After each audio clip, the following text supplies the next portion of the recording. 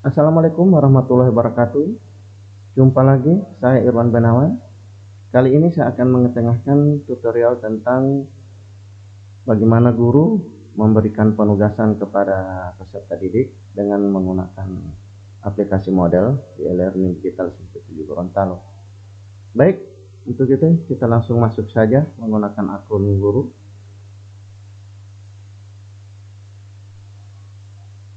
Pada tutorial saya sebelumnya, saya sudah menyampaikan tentang bagaimana cara memasukkan materi dan guru belum memberikan penugasan di dalamnya.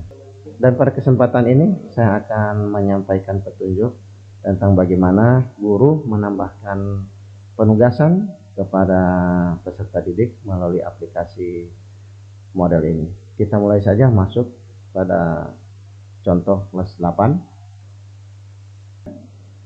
Ini merupakan materi yang direncanakan akan diterapkan atau akan diberikan pada tanggal 24 Agustus 2020. Namun karena belum waktunya, maka kita masih hidden, menyembunyikannya dari siswa, dan siswa belum dapat masuk pada materi ini karena kita masih menutupnya. Bagaimana cara menutupnya ini? Kita mulai hidupkan mode ubah.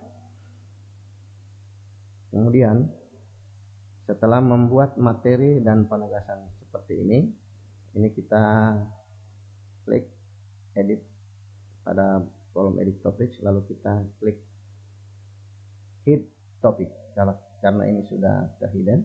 Jadi untuk membukanya pada waktunya, misalnya pada hari Senin depan tanggal 24 Agustus, kita tinggal klik show topic ya, ini sudah terbuka. Jadi ketika setelah dibuat materi ini, jika belum waktunya, kita bisa menutupnya atau menyembunyikannya dari siswa. Kita klik edit topic. Jadi pada tampilan handphone atau aplikasi yang akan dibuka pada siswa nanti, ini akan muncul materinya, namun tertulis belum tersedia karena masih tersembunyi dari siswa. Ya, ini saya ambil contoh lagi materi seperti materi di atas. Kita sudah mengisi absensi, materinya sudah ada, kemudian ada beberapa petunjuk yang akan dilakukan oleh peserta didik, dan di sini kita akan menambahkan penugasannya. Kita mulai dengan klik tambahkan sebuah aktivitas, lalu kita pilih assignment. Namun jika kita ingin mengadakan ulangan harian seperti menyampaikan soal pilihan ganda, jawaban-jawaban singkat dan lain sebagainya, kita bisa menggunakan quiz ini. Pada kesempatan ini kita baru akan mempelajari tentang bagaimana memberikan penugasan kepada siswa atau peserta didik. Ya, kita mulai, kita pilih saja ini assignment. Tugas deskripsi bisa diisi, bisa juga tidak. Jika kita ingin mengisinya, silakan kita isi. Baca kembali petunjuk pada materi di atas.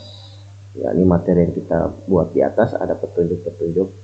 Jadi materinya kita input dulu, kita masukkan dulu, kemudian jika ada perintah-perintah dan tugas apa yang akan dibuat oleh siswa, bisa langsung di materi di atas, atau bisa juga kita tuangkan kembali di sini agar peserta didik tidak lupa atau tidak bolak-balik keluar masuk dari penugasan ini, kembali membaca lagi penugasan yang ada di atas. Tapi terserah Bapak dan Ibu ya. Nah, jadi jika kita ingin mengetikkan kembali tugasnya, silakan. Jika tidak, Bapak dan Ibu bisa langsung mengetik deskripsinya, baca kembali petunjuk pada materi di atas agar adik-adik tahu apa yang harus dikerjakan. Ya, kemudian ini tampilan deskripsi, kita klik. Nah, jika kita ingin atau penugasan ini dalam bentuk file, bisa juga kita bisa lampirkan filenya, bisa kita convert file-file tersebut ke dalam PDF. Jadi kita bisa menambahkan filenya di sini. Nah, karena tugasnya sudah kita cantumkan di materi di atas, maka kita tidak perlu lagi ini. Sebagai contoh, meskipun hari ini libur, namun ini adalah contoh materi.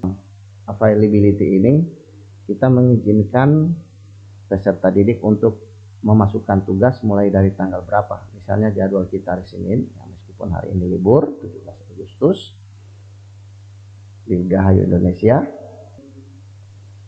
Jadi kita akan izinkan siswa mulai sebagaimana jadwal kita hari Senin, kita buka mulai tanggal 17. Kemudian kita akan beri kesempatan peserta didik mulai jam 6 pagi, kita pilih jam 6. Bagi siswa yang tidak memiliki handphone sendiri, namun hanya pinjam dari orang tua, kita bisa memanfaatkan ketika orang tua mereka masih di rumah, bisa menggunakan handphone orang tuanya untuk mengikuti pembelajaran kita. Kemudian kita memberi batas waktu, batas akhir materi ini selama 1 minggu. Kita buka kalender ini di sini. Kemudian misalnya ini kita mulai materi hari Senin. Jadi ketika kita pada tanggal 24 akan ada materi yang lain. Jadi kita beri batas waktu selama 1 minggu sampai dengan hari Minggu tanggal 23. Nah, namun kalau misalnya kita materinya hari Kamis, jadi kita memberikan waktu 1 minggu sampai dengan sebelum hari Kamis depannya untuk materi selanjutnya. Jadi kita tutup materinya tanggal 26. Nah, karena ini kita mulai tanggal 17 hari Senin, sebelum hari Senin berikutnya kita harus tutup pada tanggal 23. Ya, jadi pada jam berapa kita kasih kesempatan peserta didik sampai dengan jam 23.59. Ini batas akhir. Batas akhir ini ketika kita mengisinya. Setelah tanggal 23 nanti kita bisa mengisi tanggal 23. Peserta didik sudah tidak bisa mengirimkan atau memasukkan tugas lagi. Ya, tapi ini kita tidak perlu aktifkan juga, tidak masalah. Nah, kemudian ini peserta ini waktu atau tanggal mengingatkan guru kapan mulai menilai tugas-tugas yang diberikan yang dimasukkan oleh siswa. Ya, misalnya ini kita akhiri tanggal 23, ya kita bisa menutupnya pada tanggal 20. Kita mengakhiri tugas pada tanggal 23, kita mulai melakukan penilaian pada tanggal 24. Ini tergantung kapan saja Bapak dan Ibu mau melakukan penilaian, ini bisa dicantumkan di sini. Ya, tanggal 24 misalnya.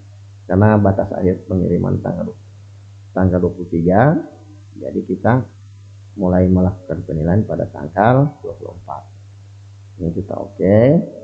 Nah, ini adalah submission type.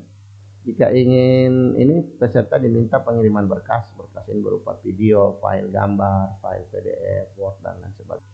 Nah, batas maksimum berkas yang dikirim, karena kita ini contoh tugas ini meminta peserta didik untuk melakukan rekaman contoh percakapan dari materi yang mereka pelajari di atas. Nah, karena berhubung ini kita minta video, jadi kita cukup 1 file saja agar tidak terlalu berat. Nah, 1 file maksimum pengiriman kita bisa batasi mau berapa besar filenya, silakan. Nah, kalau kita menginginkan foto atau file berkas lainnya seperti PDF dan lain sebagainya, kita bisa menambahkan sampai berapa jumlah berkas atau file yang mereka kirimkan, 4, 3, 2 atau tergantung Bapak dan Ibu. Karena kita meminta file video, jadi cukup 1 saja ini pilihan. Ini tidak perlu kita memilihnya. Nah, kita lihat ini komentar umpan balik, ini bisa dicentang semua. Kemudian komentar dalam baris ya saja. Submission. Nah, ini kita ingin peserta lihat ya, kita klik ya saja. Kesempatan dibuka kembali maksudnya peserta didik bisa mengirimkan kembali tugasnya, baik secara manual atau otomatis sampai dengan selesai. Jika tugasnya tidak rampung, bisa diulangi lagi sampai selesai. Namun kita tidak perlu memilih ini, kita cukup kasih waktu saja 1 kali. Group submission ini tidak perlu, ini notifikasi juga. Kemudian kita yang terakhir ini nilai, ini adalah nilai 100, terserah kita memberikan nilai berapa. Di sini ada beberapa, ada skala dan poin, kita pilih poin saja, nilainya 100. Penilaiannya langsung sederhana ya, tanpa kategori ya. Kemudian kita memberikan batasan seperti KKM misalnya 70. Bisa kita misalnya hanya kepada kelas-kelas tertentu, kita bisa tambahkan akses, misalnya kita pilih grup. Nah, ini di sini akan ada kelas 8A, 8B misalnya. Penugasan ini hanya untuk salah satu tingkat, hanya salah satu kelas saja, kita bisa memilihnya, klik. Nah, jika tidak, kita close lagi. Jadi tidak ada pembatasan. Kemudian ini yang perlu, bahwa anak-anak kita wajib untuk mereka masuk dulu ke dalam penugasan ini. Jadi kita pilih saja ini 2 tercentang. Kemudian ini diharapkan berakhir pada tanggal yang kita tutup tadi, sebagaimana tadi kita tutup sebelum hari Senin depan. Ini kita tutup karena Senin depan adalah jadwal kita untuk materi selanjutnya, kita tutup. Kecuali jika materi ini diberi waktu selama 2 minggu. Nah, jadi kita tutup tanggal 30. Jika hanya 1 minggu, kita tutup saja tanggal 23 pada pukul 23.59 tengah malam. Setelah itu kita simpan dan tampilkan. Nah, nanti akan seperti ini tampilan di peserta didik. Nah, ini sudah. Nah, untuk membedakan bahwa ini adalah tugas agar bisa dilihat siswa, kita bisa menambahkan label di atasnya untuk membedakan bahwa ini materi, sebuah aktivitas. Kita pilih label, nah, kita isi di sini, kita langsung simpan. Nah, karena ini ada di bawah, kita bisa pindahkan, kita tunggu muncul, kita klik. Sebelum klik, kita arahkan kursor di arah tanda ini, bentuknya sama, kita pindahkan ke bawah. Ini artinya tugas. Jadi ketika waktunya ini belum tiba, kita bisa langsung karena ini ada dalam satu topik, kita langsung bisa hiddennya di sini, hidden topik. Nah, jadi nanti secara keseluruhan semua akan tertutup, tersembunyi dari siswa. Atau ketika sudah tiba waktunya, Bapak dan Ibu silakan tanggalnya, silakan sudah tiba waktu tanggal penyajian materi, jadwal kita bisa show. Atau mungkin kita hanya menginginkan bagian-bagian saja yang kita sembunyikan dari siswa, misalnya ada contoh, misalnya absensi atau salah satunya kita contoh, ini bisa kita sembunyikan juga. Ya, jadi hanya absen saja yang disembunyikan dari siswa, sementara ini tidak. Ya, namun tidak mungkin seperti itu hanya sebagai contoh. Misalnya ada hal-hal yang masih perlu kita belum ingin tampilkan ke siswa, maka kita bisa sembunyikan secara bagian per bagian, lalu setelah kita tampilkan lagi. Namun untuk menutup secara keseluruhan seperti halnya yang ini jadi samar-samar ketika muncul di tampilan siswa, bentuknya nanti tertulis tidak tersedia. Jadi saya rasa cukup sekian, sampai di sini dulu tutorial tentang bagaimana menambahkan tugas kepada peserta didik dengan menggunakan aplikasi ini. Dan untuk video tutorial saya selanjutnya, saya akan menyampaikan bagaimana cara membuat penugasan atau memberikan latihan-latihan, ulangan harian menggunakan kuis. Kita akan bahas pada video tutorial saya selanjutnya. Terima kasih. Dirgahayu Indonesia, sehat selalu. Assalamualaikum warahmatullahi wabarakatuh.